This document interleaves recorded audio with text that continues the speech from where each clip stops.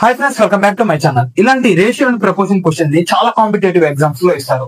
వాటిని ఈజీగా ఎలా సాల్వ్ చేయాలో మనం ఈరోజు తెలుసుకుందాం. క్వశ్చన్ వచ్చేసి A is to B ఎంత ఇచ్చాడు, B is to C ఎంత ఇచ్చాడు, C is to D ఎంత ఇచ్చాడు. అండ్ మనం కనుక్కోమంది A is to B is to C is to D ఎంతో కనుక్కోమని చెప్పారు.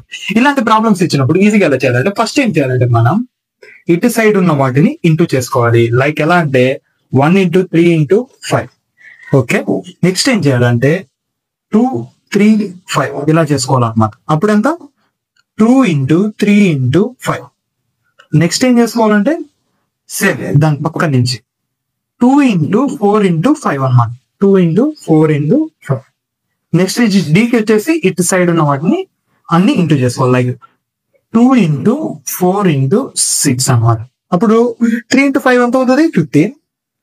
నెక్స్ట్ 2 into 3 into 5 ఎంత అవుతుంది 30. 2 into 4 into 5 ఎంత అవుతుంది 40. 2 into 4 ఎంత 8 6 48. So our answer is 15 is to 30 is to 40 is to 48.